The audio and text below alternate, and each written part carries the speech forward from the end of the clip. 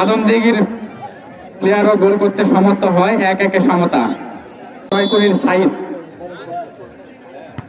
এবং ফয়সাল, আদমদিঘির গোলকিপার ফয়সাল দুর্দান্ত একটি সেভ দিয়েছে।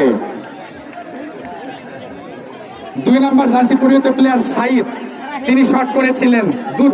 4 নম্বর জার্সি পরিহিত প্লেয়ার মানিক, আদমদিঘির, তিনি কিক করেছেন এবং রকেট গতিতে কিক করে গোল আদায় করে নিলেন।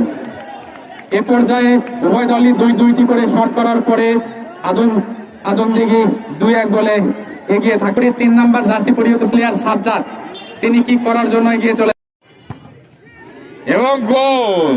সাজ্জাদ তিনি কোনোভাবেই মিস করলেন না। 2-2 সমতা। ইসলাম, বাঁ পায়ের শট ইসলামের, কোনোই ভুল করলেন না। ইসলামের গোল, অর্থাৎ আদমদিঘি 3-2 গোলে এগিয়ে গেল।